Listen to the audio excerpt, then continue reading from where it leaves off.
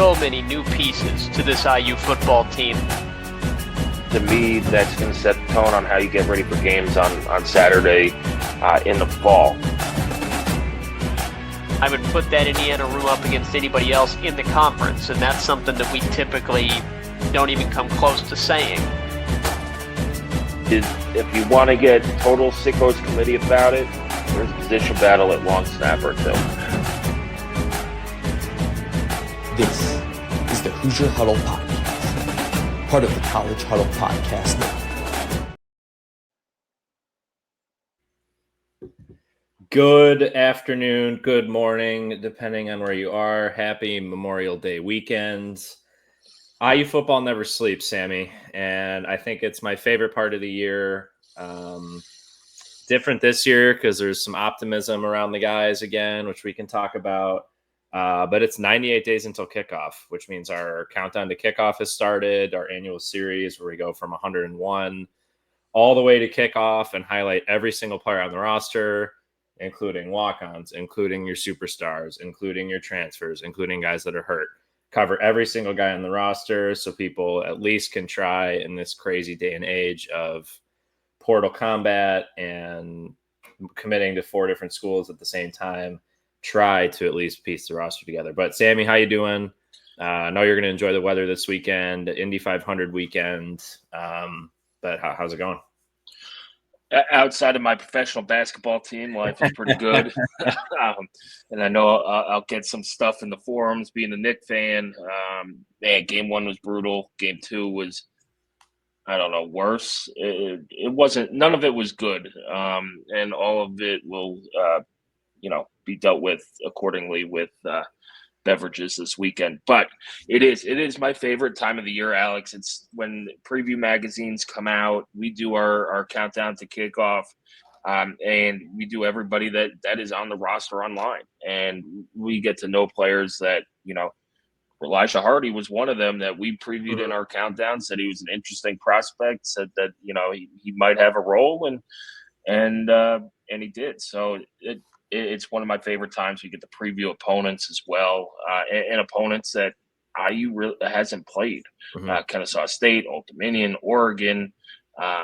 You get games like that. So favorite time of year, and man, June is going to be a big recruiting month too. We'll talk about that coming up as well.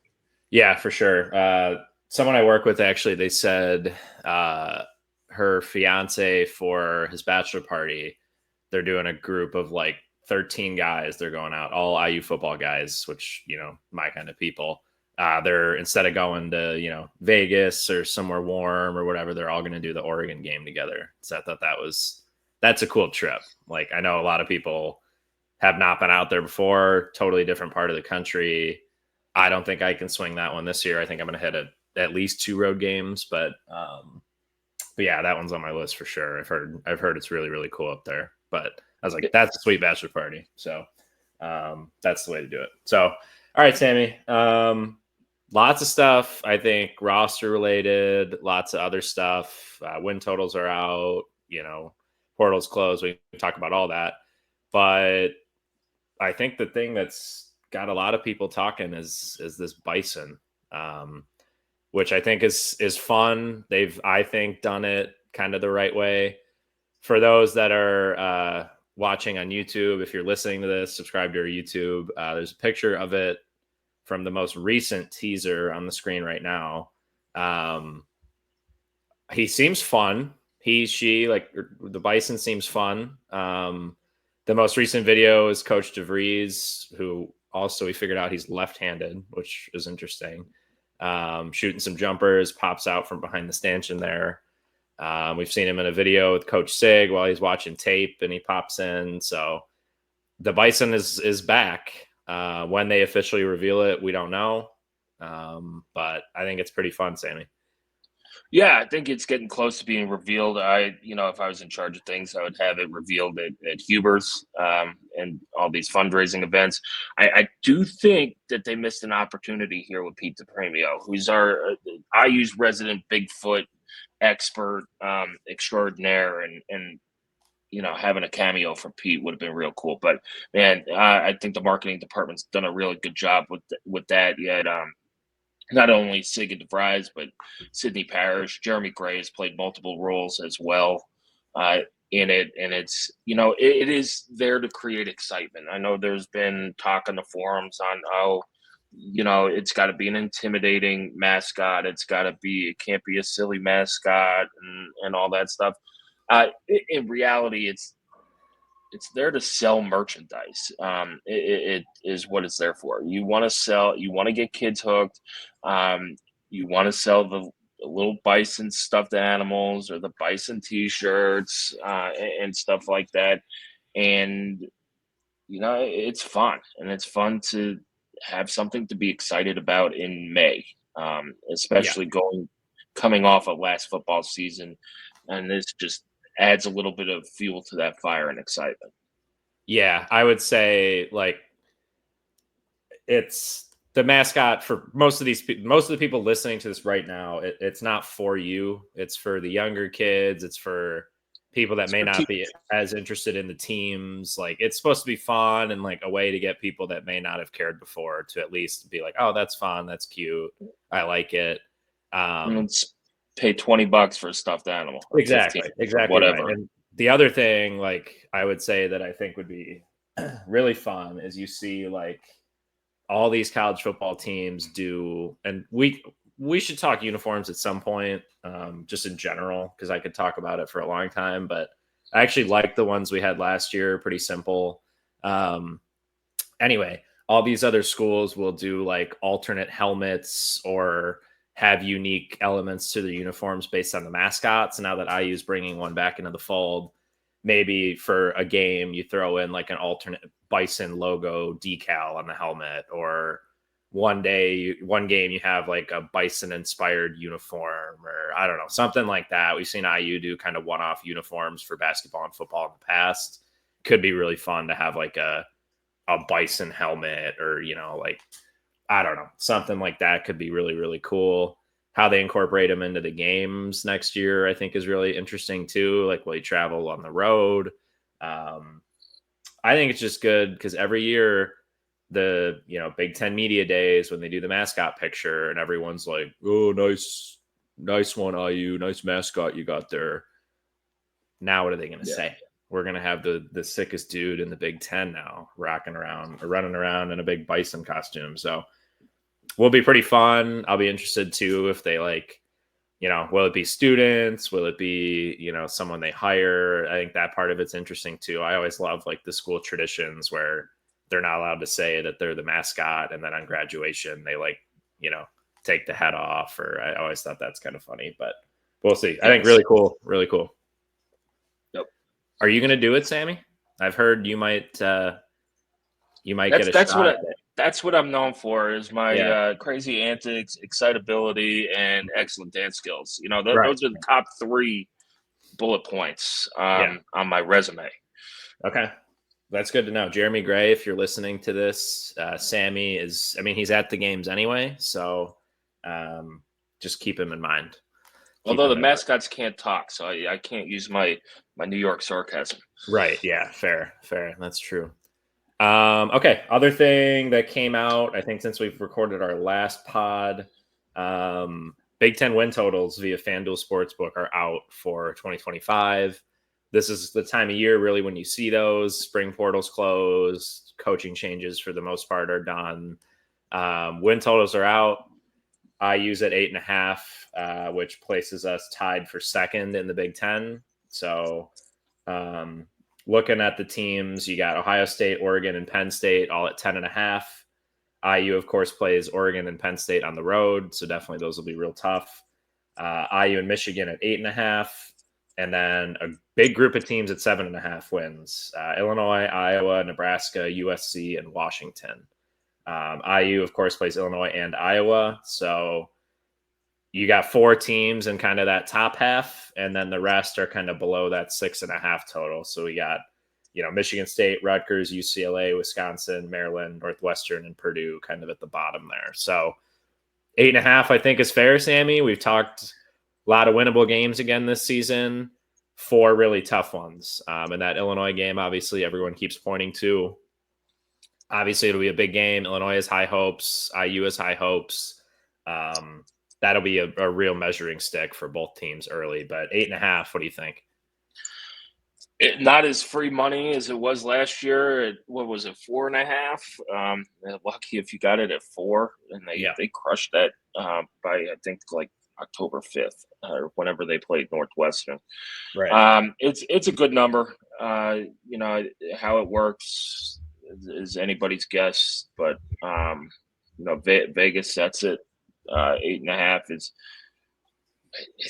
It's not. It's a really good number. It's tough. You can see IU going 8-4, and you don't hit the over, and you can see them winning 9 games too, and hitting in the over. So it is regular season wins. It does not include postseason and all of that stuff, but it's nice to have expectations.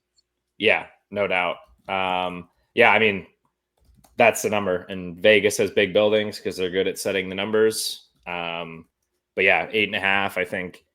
If you're over 8.5, even if it's just 9, you're thrilled. If it's below 8.5, not to say you're really disappointed, but obviously you wish it was over, just like every year. What if IU ends at 8, Sammy? What do you think about that season for IU if it's an 8-4 regular season? Well, I think we talked about this with Red on a previous podcast. The expectations were elevated to. Now IU has a realistic chance of making the college football playoff. It's been done, so you know you could do it again. Yep. You know, I tried to argue it as there's just so much politics in the college football playoff and stuff like that. So even if like IU went 10-2, they might not make it. You know, based on stuff last year and biases and all this political stuff. But you know, eight wins. You're kind of disappointed, but you also have boxes to check off that aren't college football playoff related. IU needs to end this bowl losing streak. You know, every time you see an IU postseason, they haven't won a bowl game since 1991, and it's on every postseason game. It's on every IU game and all that stuff. And you need to get out of these graphics and stuff like that. And I don't think SIG probably cares about it, but it is a perception issue. So 8-4 would be really nice. You'd beat Purdue again. You got some decent home wins as well, and decent wins on the road. And call it a half a step back. But you know, you go and win a bowl game, kind of like Illinois did last year. You come into next year with expectations. You're backing up an 11-win season with 8 wins. And while the national media looks at it as like, oh, my God, they stink now, you're heading in the right direction as the program. Right. You're going 19 wins in the last 2 seasons. Just that hasn't happened. Right. Yeah, totally agree. Postseason's a big one. Obviously, you want to get in the playoff again. But yeah, to your point, something around New Year's in a warm state in prime time against a big program. Yeah, that would be a good way to end the season. Yeah, and we could do a whole nother podcast on my issues with the college football playoff. Yeah, the straight seeding came out, so now it'll be 1 through 12. So had that been in effect last year, IU would have hosted Boise State. So, you know, not that Boise was a chump by any means, but obviously you feel good about hosting them at home. The way IU was playing, I think probably set up pretty nice, especially with how run-oriented Boise was and how good IU was against the run overall. And it's not even seeding and how that works. I look at Michigan and Ohio State, and now that's just another game. Right. Like Ohio State season should have been done. Look, they went on a great run. They were built for the playoff. They were super talented. They're really, really good. But they should, like, that game is now meaningless. And I think that's taking the soul of college football. People care about Ohio State, Michigan. People care, you know, IU and Purdue fans care about the bucket game. You know, those Michigan State, Michigan, like those games have to matter. That's what made college football special. Not, when we made the college football playoff, or like one team wins the national title.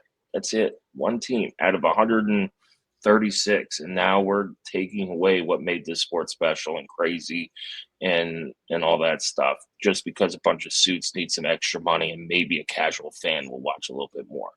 The sport is not for casual fans. This sport is for crazy people. Yeah. I mean, I think the part about college football that everybody loves and probably got you drawn in was every week is like the Super Bowl. It's so week to week.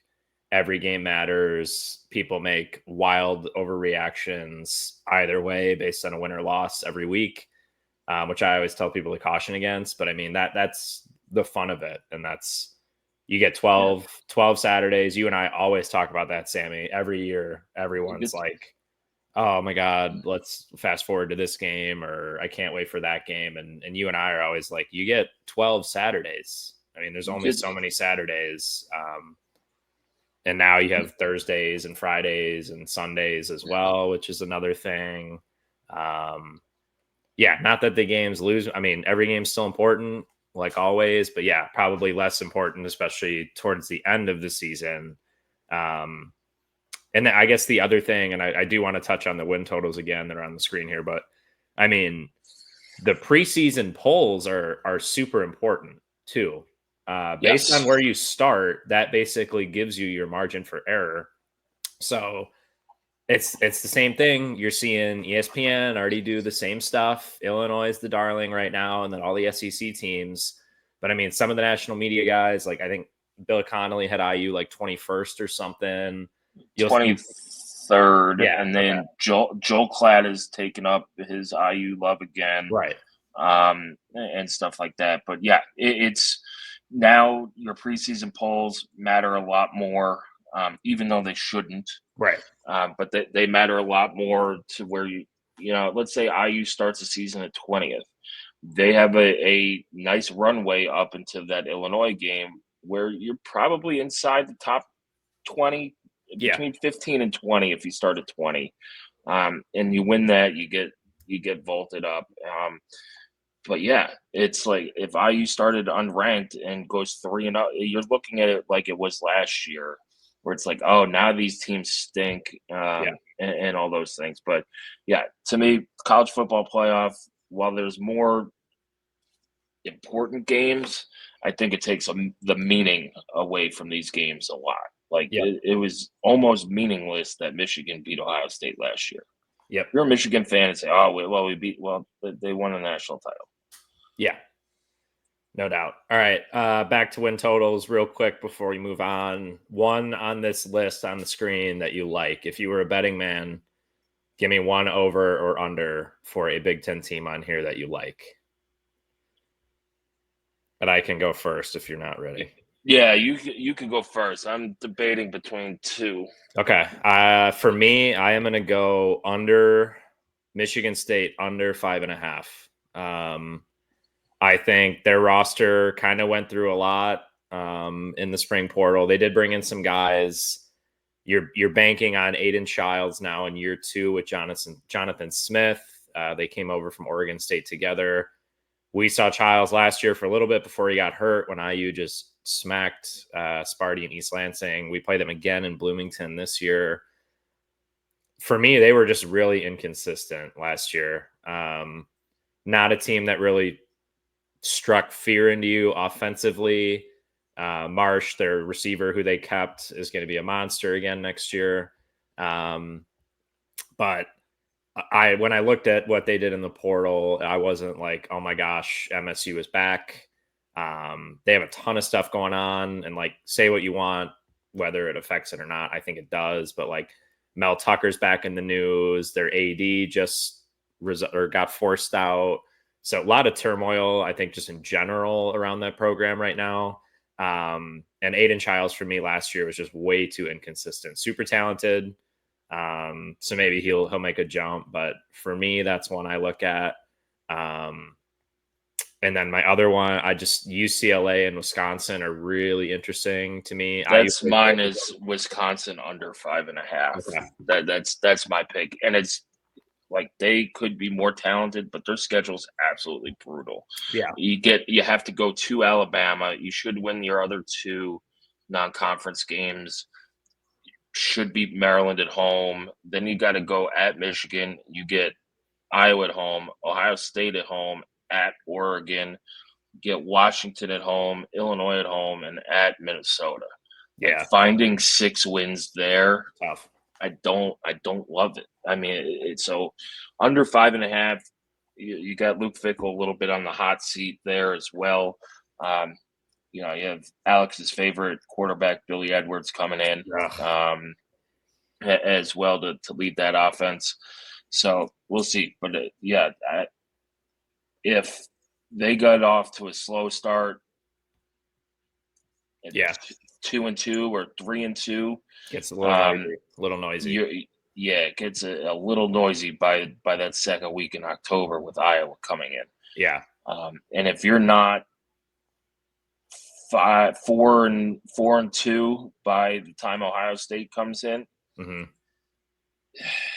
you're going to have to win 2 out of the next 4 games at the end of the season, and you got some tough games. Yep. Yeah, that's a good one. Yeah, they have my guy Billy Edwards, and then they also got Danny O'Neal, San Diego State at quarterback. I think he's an Indy guy, I believe. Yep. So yeah, they had poor quarterback play last year, but yeah, we'll see. Same thing. Didn't impress me in the portal. They got a lot of guys in the portal, but I'm happy with IU, or with who IU got, which I guess is a pretty good segue into our next topic here, Sammy. The portal's closed for now. It seems like it's never closed. Spring portal's closed, though. Portal combat is done for 2025. I would say, sort of, yeah. When you look at the totality, or kind of the net, what IU lost, what IU brought in 2 years in a row, I would say IU ended up as like a positive overall. Yeah. You bring in a guy who was the starting center on a team that went to the national title game in Pat Coogan. Yeah, there were some injuries that led him, but he started, I think, 12 out of the 15 games, or 13 out of the 15 games. Yep. So I think he's the linchpin of that class. As good as Fernando Mendoza might be, having a guy who could play center and putting Bray Lynch back at guard and just solidifying that offensive line is huge. You bring in Fernando Mendoza, who everybody's like, well, they're not going to get the quarterback play that they got from Curtis Rourke last year and all that stuff. You bring in Fernando Mendoza, who might have more arm talent and just raw talent than Curtis Rourke. Now, he might not be as tough, because Curtis Rourke was an absolute warrior last year. But he, knock on wood, Mendoza comes in and plays with 2 healthy ACLs, can move around the pocket, and things like that, and doesn't get a catastrophic thumb injury, for the second half of the season. I like the running backs they brought in with Roman Henby, kind of your home run hitter. You bring Lee Beebe Jr., who looks really good. Yep. In there. Kalon Black is back for IU as well. Black has been the star of the spring, apparently. Everyone's talking about Kalon Black. Don't forget about him. He looked really good in the spring game. And then, you look at the wide receivers. You're going to miss Tyler Morris, I thought, but you bring in Jonathan Brady from Cal. So, it's everything that IU's wanted, they've got. You brought in Holden Stays and Riley Nowakowski at tight end in the portal. Zen Michaleski is back at tackle. You get Khalil Benson back. And then you look at the defensive secondary, which had holes.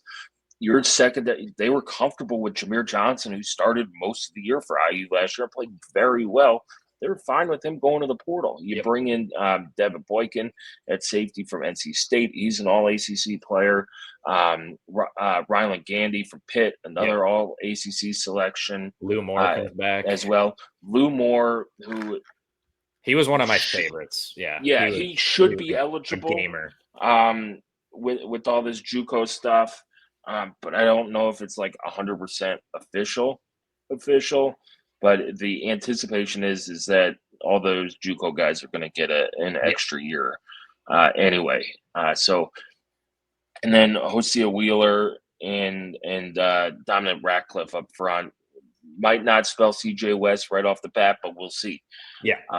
That's why it's nice having these 3 non-conference games. It gives you a runway to get guys in games, get guys ready, see what you have before Illinois comes to town and Big Ten play starts. Yeah, your pod with Rhett Lewis. For those that haven't seen it, Sammy did a podcast with Rhett Lewis, I think last week, Sammy, or the week before, maybe. Really, really good. It's on our YouTube. It's on Spotify. So check it out if you haven't. But his comment. We actually did 2 podcasts. You did 2 podcasts. I was trying to save you there. I was trying to save you, but yes. No, I will lean into my old man moment and did not hit record.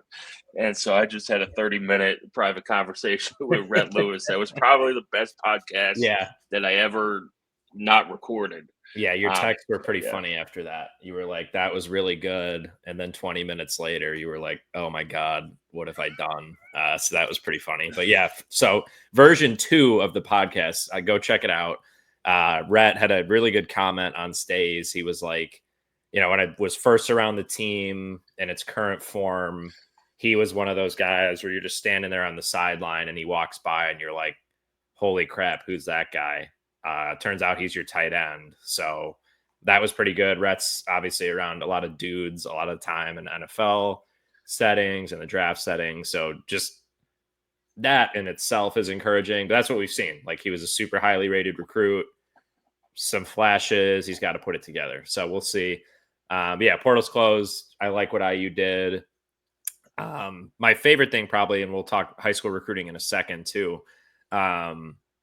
IU is going after guys to fill roles and fit needs. They're not just going after guys. And that was something we saw in the Tom Allen era. Something we saw a lot with Kevin Wilson is IU is just throwing out offers left and right, trying to get anybody that was maybe interested to come. IU now, under Signetti and this staff, have roles and they're targeting specific guys. Saw it in the portal. Like, we weren't on every single guy. And some people were like, why aren't we on this guy? Who's the next person we're after? Like, they had a plan. And that definitely helps when you speak to guys to have a specific plan and role and vision for them. IU could have gone after lots of guys, I'm sure, based on, the money that we reportedly think we have, the success last year, obviously, and having like fun tape to show guys how they'd be used. But they were selective, and I think that's really, really good. And it's also the same for high school recruiting. We've covered it a lot, Sammy. It really picked up a lot in the last couple weeks. I think it's going to pick up again here shortly. Yeah, a lot of big visitors in June. I know you're on a lot of this, Sammy. We know some of the guys that will be here, but where are the Hoosiers at kind of in the 2026 class right now? I think they're sitting in good spots with a lot of people. They're looking at Luke Fahey as, that quarterback to come in, but you're going to have to fend off Ohio State. He's taking a visit there.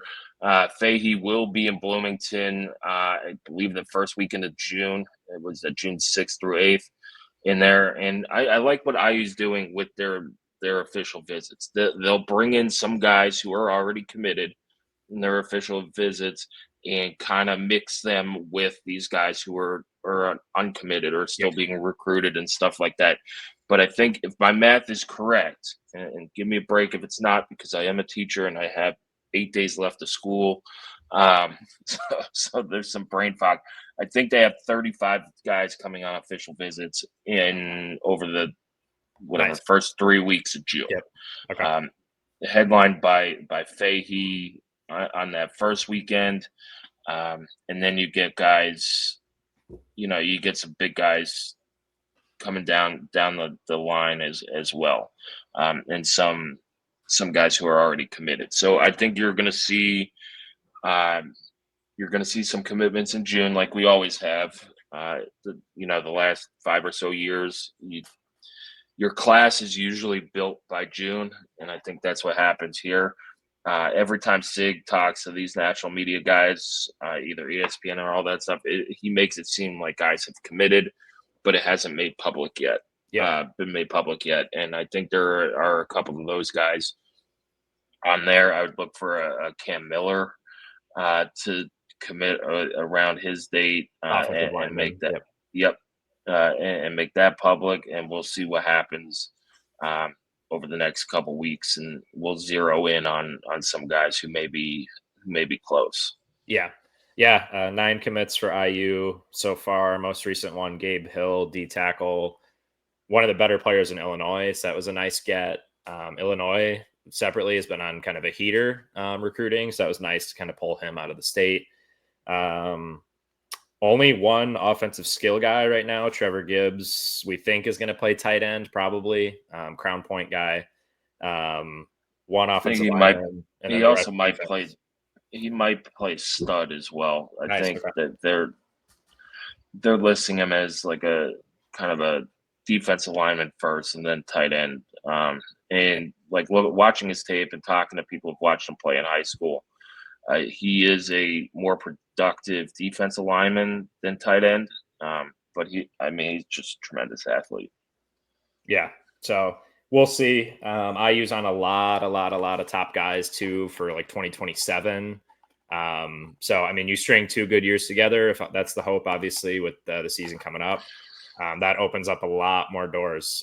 IU will be just the same as the big schools and rev sharing, if that happens, and then still have kind of the mini NIL war chest for football, which is great. So IU is going to be on a lot of these guys. So really good to see. Yeah. And every time we've talked to some of these guys, it's the college football playoff run has kind of opened their eyes and all that stuff. And it'll be interesting to see if commitment schedules change once this, house settlement goes through or doesn't go through and things like that, where you lock in a spot at a Power 4 school and don't want to miss the boat. So we'll see. There's a lot of moving parts to recruiting, and it's getting a little crazy. Yep, no doubt. Last topic, Sammy. As much as we can, we did get a couple questions. IU did an incredible job. So, that's on Scott Dolson and Sig and President Witten being aggressive for the first time in ever, really. Keeping a lot of assistant coaches. We saw Bryant Haynes obviously try to get poached a couple times. And then Derek Owings, strength and conditioning coach, was apparently a top target for USC. IU was able to get him locked in. Yeah, for about 10 minutes. All the USC Twitter was like, oh my God, take that. We got your guy, blah, blah, blah. So that's how I'll choose to remember the 10 minutes of the Owings at USC era.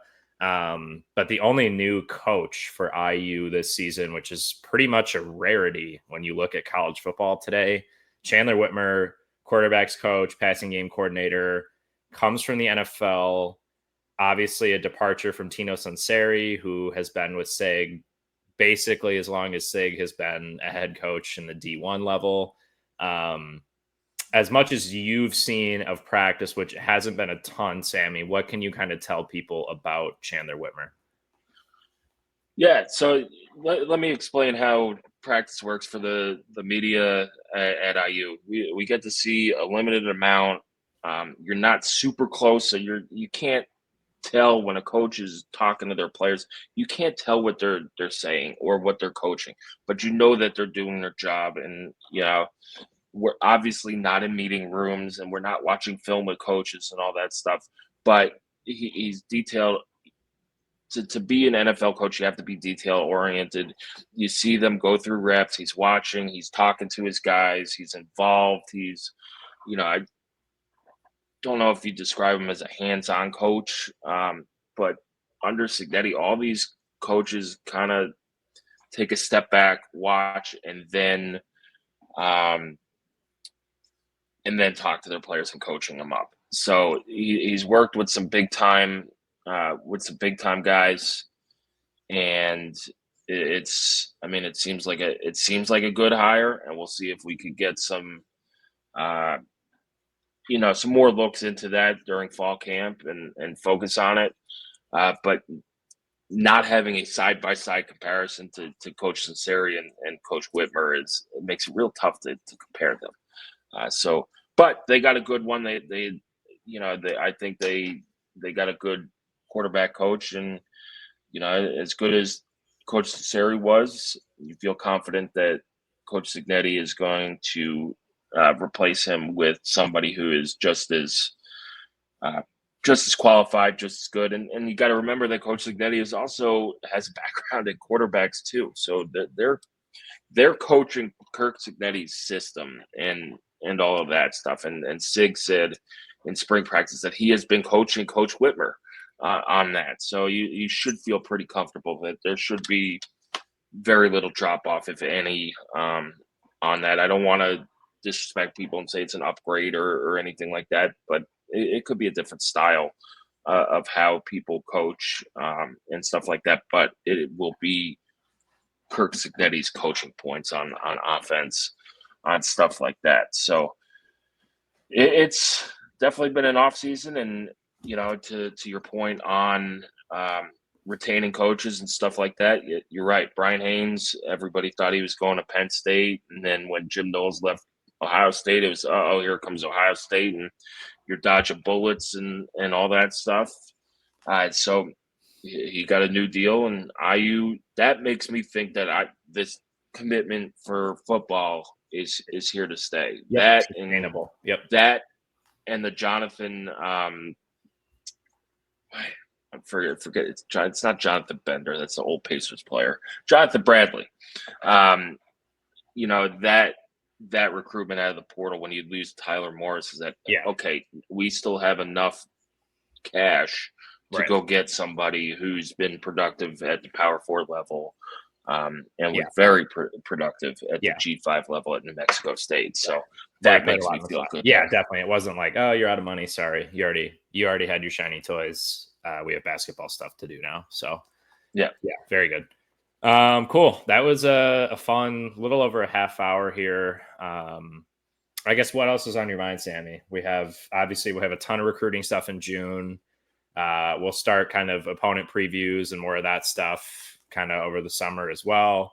But I'm just really, really excited for IU football.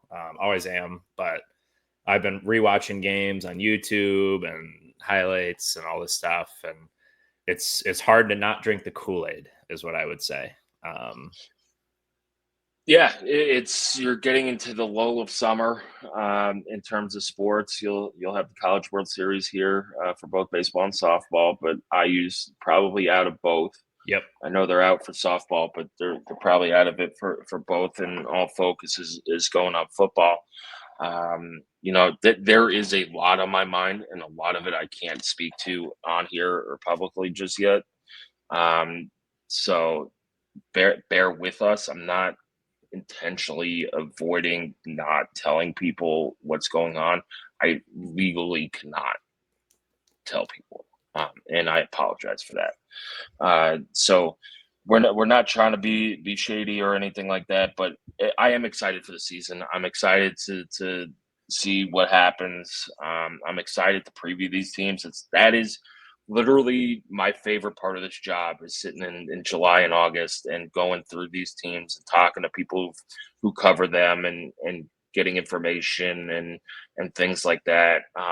Even on teams like Western Illinois last year was probably one of the more fun researches I've done on a program and stuff like that. So, man, just keep coming back, and we got 98 days at the time of this recording, and it'll fly by. I don't want to wish the summer away, right? But almost, yeah. I don't want to wish it away, but it is nice being part of a football program where you are excited to go and cover games and excited to talk with fans about it and all that stuff, and going out, and people want to talk about IU football now. They used to be like, one of that memes trying to get through the fence. I want to talk IU football, and everybody's like, why? Yeah. Which is why we created the site and all that stuff. But yeah, it's an exciting time to be an IU football fan. It's an exciting time to be an IU sports fan. Because we'll get into the basketball side of things here in a little bit too, as that season comes closer and as Hoosier Hysteria and all those things come closer. But right now, it's all eyes are going to be on football, and basketball can kind of do their thing in the background, which takes, I think, a lot of pressure off of a new coach. Is you get to do this stuff in the background, and focus on getting better and all that stuff. But Alex, quick impromptu question: what is your prediction for the Bison reveal? How or when? When? It's a good question. I would say I do like your thought of doing it with all the donors at Huber's. I like that thought. When? I don't know, because I was going to say, like, it would be fun if they did it, like, when students come back for orientation, and, they always do the thing for freshmen at the football stadium. Like, that would be kind of fun if he ran out. I think it would be too late, probably, at that point. So I don't know. Are there any, like... I think Huber's is the big, like, their big fundraising event. Right. Down there. Like, if we were setting odds on that, I think that would be the odds-on favorite. Second favorite is probably the Spirits and Traditions. Yeah, that's and stuff like that. I mean, I don't know. Are there like any? Because I know like the Bison used to be on the state seal vignette. Like, when is like Indiana's like Indiana Day? Right. I don't know. Like something like that. Maybe. I don't know. I don't know what. I'm gonna go Huber's or whatever other. I like Huber's event. Yeah, I'm sure they'll do some, like, they'll do some sweet content video, hopefully, of it. Like, I don't know. This stuff has been pretty funny. Jeremy Gray's an actor now, which is funny. So I'm sure they'll do some real cool, like, rollout. My question, to flip it on you, my buddies and I in a couple chats have been trying to think of what they're going to name it. So I was like, it's probably something that starts with a B, right? Like, I don't know. So if you go back to the 60s, it was Howie Hoosier was the Bison mascot. Howie Hoosier. That's pretty good. Yeah. That's when we put out our first Spittoon game piece way back in like 2013. It was Howie Hoosier against Sparty. And it was a pretty cool graphic. I mean, it was old as heck, but that's the only name I would think that maybe if they're gonna bring it back, that's what you got to do. Yeah, because I was like, something that starts with a B, like blank the Bison. So I was like, Bloomy, like Bloomington, the Bison, or no, you cannot name your mascot Bloomy. No, I know, but I was like something with something the Bison, like I don't know, but that'll be interesting too. I'm curious to see what they name it. The Howie's fun. I don't mind that. I don't mind that at all. Cool. All right. Fun time. Sammy, thanks for joining. Hope you and everyone listening / watching enjoys the Memorial Day weekend. I will be in Wolverine and Spartan country in about 3 hours. I will be rocking my Indiana football hat. I will be rocking my college football playoff t-shirts. So that's a lot of fun. Every time I go to Michigan now, I really look forward to wearing all of that stuff. So weather, I think, is going to be pretty nice. Pacers and Indy500 on the same day tomorrow.